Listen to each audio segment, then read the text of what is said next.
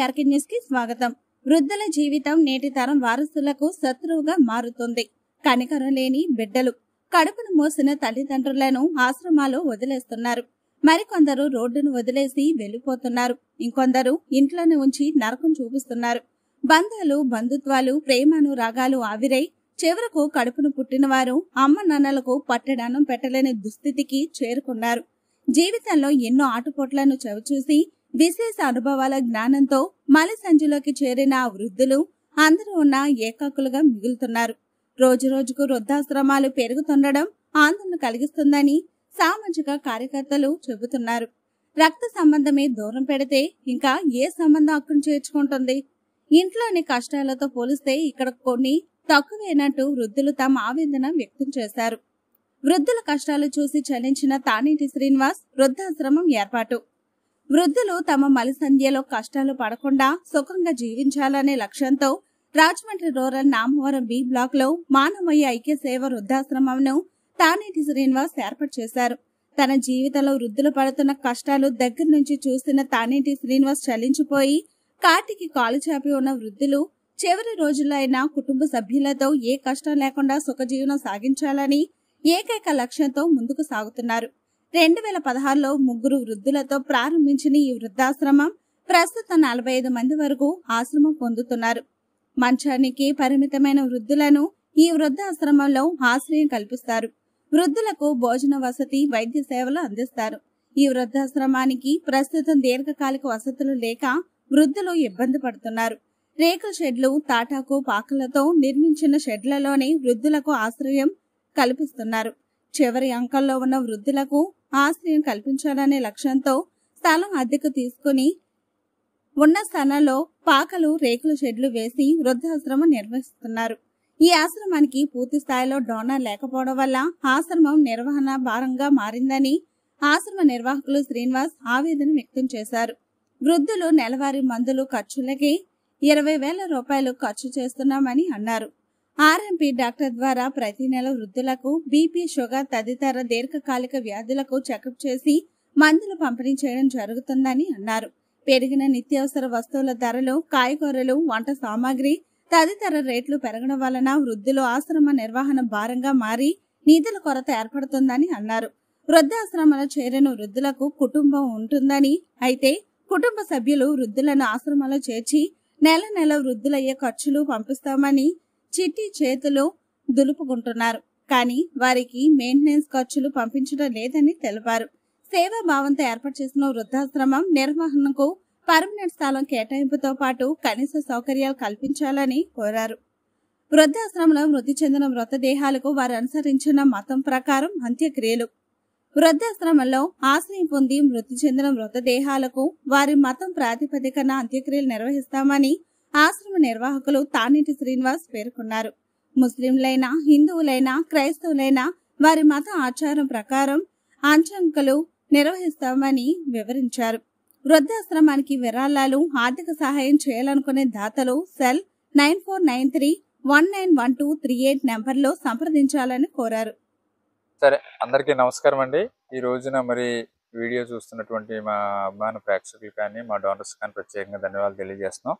మొట్టమొదటిగా మా ఆశ్రమం మానవీయ ఐక్య సేవ అనే ఆశ్రమం నేను 2016లో గవర్నమెంట్ ద్వారా రిజిస్ట్రేషన్ చేయడం జరిగింది. అప్పటి నుంచి సేవా కార్యక్రమాలు విడివిడిగా చేస్తూ ఉండేవాళ్ళు. అయితే 2021లో మనకంటూ ఒక స్టాండర్డ్గా ఆశ్రమం రన్ చేయాలని ఫ్రెండ్స్ మేము కలిసి 2021లో ఆశ్రమం ప్రారంభించాం. ప్రారంభంలో ఒక 3 మనుషులతో ప్రారంభించాం. ఈ రోజున దాదాపు 2 సంవత్సరాలు పూర్తయ్యి 3వ సంవత్సరం రన్నింగ్ అవుతుంది. ఈ 2.5 సంవత్సరంలో కూడా మా దగ్గరికి ప్రస్తుతానికి అయితే 45 మంది ఉన్నారు. మీరు చూస్తున్నటువంటి షెడ్ లా కనిపించేది ఇదంతా కూడా తాటేకిలి పందిరి మేమే వేసుకున్నాం. దాంట్లోనూ ప్లస్ లోపల రేక్ షెడ్ గా ఉన్నటువంటి దాంట్లో కూడా ప్రజలు ఉన్నారు. ఇక్కడ ఈ సైడ్ కూడా ఉన్నారు. వీళ్ళందరూ బయట మీరు చూస్తున్నటువంటి వీళ్ళందరూ కూడా వాళ్ళ పనులు కూడా వాళ్ళు చేసుకోలేని, లేవలేని స్థితిలో ఉంటారు. వారికి మేము, మా బృందం, మా సభ్యులు కూడా ఉన్నారు. వారు కూడా చక్కగా సహకరించి వాళ్ళకి కావాల్సినటువంటి మినిమం, మేము భారీగా ఏమి చేస్తున్నాం అని చెప్పలేం కానీ వారి మినిమం అవసరాలు మేము తీరుస్తున్నాం. కాబట్టి మాకు ప్రస్తుతానికి బాగా ఇబ్బందికరమైన పరిస్థితి ఏంటంటే ఈ స్థలం అనేది మాకు కావాలి, ఖచ్చితంగా పర్మనెంట్ ప్లేస్. ఈ చుట్టుపక్కల ఉన్న వాళ్ళు కూడా కొంచెం డిస్టర్బెన్స్గా ఫీల్ అవుతున్నారు. అంటే మేము ఎక్కువ మందిగా ఉన్నామని చెప్పేసి వాళ్ళు అభ్యంతరం వ్యక్తం చేస్తున్నారు. కాబట్టి దాతలు ఎవరైనా మాకు స్థలం విషయంలో ముందుకు వచ్చినట్లయితే దీన్ని ఒక పర్మనెంట్గా వాళ్ళకి ఒక స్థిర నివాసం అనేది ఏర్పాటు చేయాలని ఒక ఆలోచన చేస్తున్నాం. దానికి మీరు అందరూ సహకరిస్తారని మనసారా కోరుకుంటున్నాం.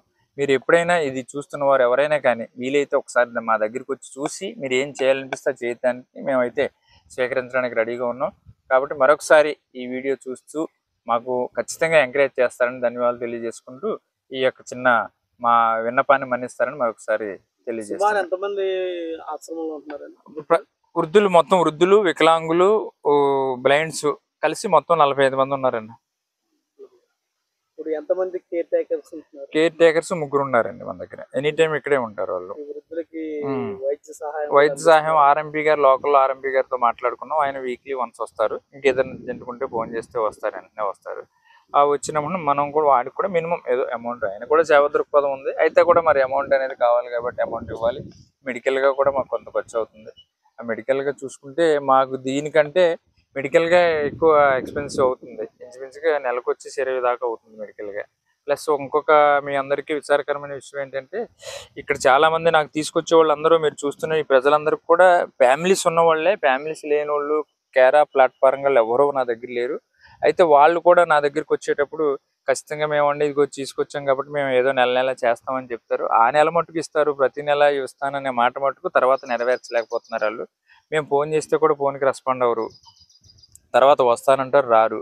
కానీ చివరి గడియల్లో కూడా మేము వెయిట్ చేసి మాకంటూ ఒక రసీదు గవర్నమెంట్ వారు గుర్తింపు కావాలి కాబట్టి ఆ కైలాస భూమికి అక్కడ తీసుకెళ్ళేటప్పుడు కూడా ఆ అంత్యక్రియలు కూడా వాళ్ళు ఏ మతాన్ని అయితే ఆచరిస్తున్నారో ఆ మత ధర్మం ప్రకారంగా మేము ఆ యొక్క అంత్యక్రియలు అనేది కూడా మేమే నెరవేర్చిస్తూ ఉంటాం. కాబట్టి ఇలాంటి సందర్భం మీరు అవునా కాదనేది ఒకసారి మీరు వస్తే మీకు ఇక్కడ ప్రాక్టికల్గా కనిపిస్తున్న కార్యక్రమాలన్నీ కూడా చూసి మాకు ఖచ్చితంగా మాకు ఒక మారల్ సపోర్ట్ కానీ ఫైనాన్షియల్ సపోర్ట్ కానీ చేయగలరని ఆశిస్తున్నాం. ఆశ్రమం నడపడానికి మీకు ఆర్థికంగా ఎటువంటి హెల్ప్ అవుతుంది? ఆర్థికంగా అంటే కిరాణా గ్రాసరీస్ అయితే ఖచ్చితంగా డైలీ కావాలన్నా, అలాగే మెడికల్గా కూడా మనకి మినిమంలో మినిమం ఈ 2 అవసరాలు అయితే రెగ్యులర్గా మనకు అవసరాలతో కూడిన పనులు అవి.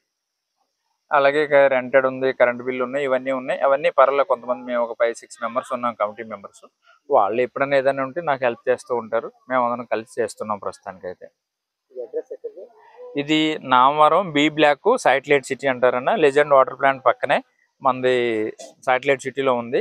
టౌన్కి మారంపూడి జంక్షన్కి ఒక 4 కిలోమీటర్స్ డిస్టెన్స్లో ఉంది. ఫ్యూచర్లో ప్రభుత్వాన్ని మీరు ఏం కోరుకుంటున్నారు? ప్రభుత్వం నుంచి మాకైతే మాకు ప్రధానమైనటువంటి అంశం ఏంటంటే స్థలం అనేది ప్రభుత్వం వారు మంజూరు చేసినట్లయితే అప్పుడు దాతల దగ్గరికి వెళ్ళి మేము దానికి ఎలా కట్టుకోవాలనేది ఆలోచన చేస్తాం. ప్రభుత్వం నుంచి మాకైతే స్థలం వారు ఇప్పిస్తారని మంచి మనసుతో మేము కూడా ఆశపడుతున్నాం.